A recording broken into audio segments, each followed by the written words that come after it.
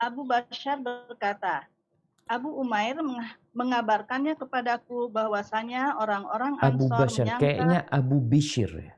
Abu Oh, Bishr. Bishr. Baik.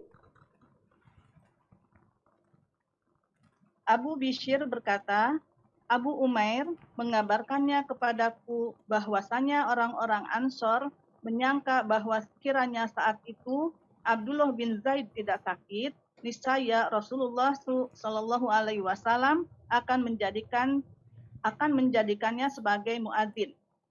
Barakallahu fikum. Taib, di sini ucapan Abu Bishr ya. Bukan Abu Bashar. Tapi Abu Bishr.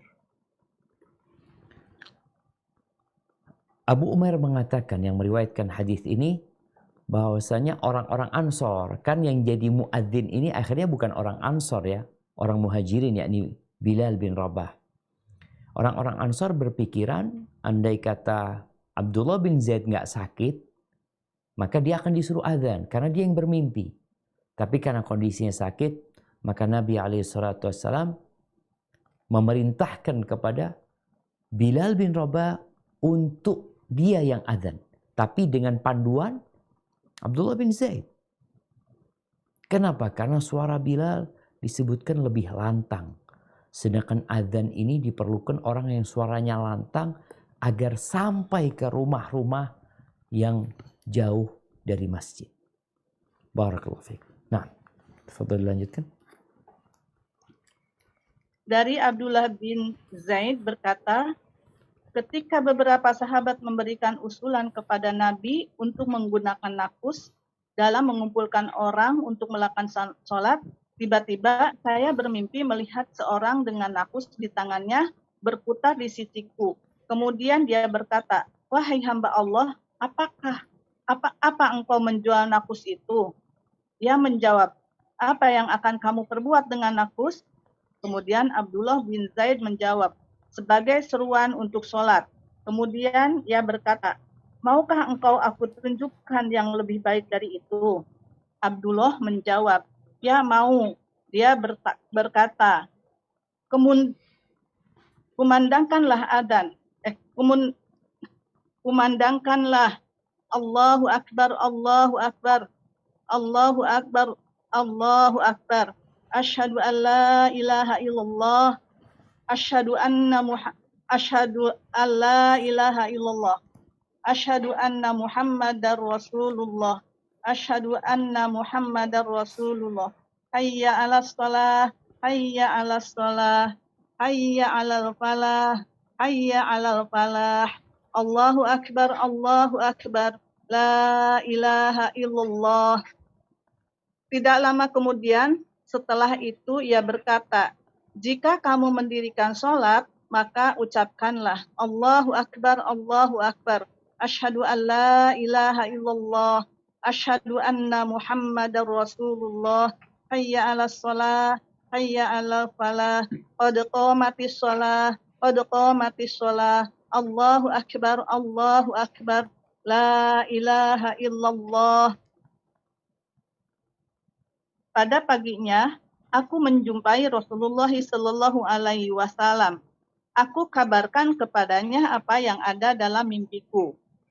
Kemudian Nabi bersabda, sesungguhnya itu adalah mimpi yang benar. Katakan kepada Bilal, mimpimu itu, suruhlah dia mengumandangkannya. Sesungguhnya ia lebih baik suaranya dibandingkan kamu. Kemudian aku menyampaikan kepada Bilal dan ia pun mengumandangkannya. Umar bin Khattab radhiyallahu anhu mendengarnya dari rumah, lalu keluar dan menarik selendangnya seraya berkata, demi Tuhan yang telah mengutusmu ya Rasulullah, aku telah bermimpi seperti Abdullah bermimpi. Kemudian Nabi Shallallahu Alaihi Wasallam bersabda, segala puji bagi Allah. Begitulah proses pensyariatan adzan sholat, yaitu pada awal mulanya tanpa seruan yang baku, kemudian seruan dengan lafadz as-sholatu jami'ah, kemudian dengan cara lafadz yang khusus. Ibnu Hajar Lanjutkan.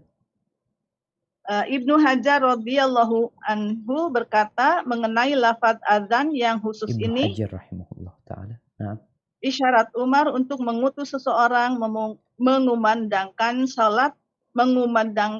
salat adalah setelah diadakannya musyawarah. Adapun mimpi yang dialami oleh Abdullah bin Zaid adalah setelah itu. Pensyariatan azan dengan cara yang terakhir itu terjadi pada tahun pertama Hijriah.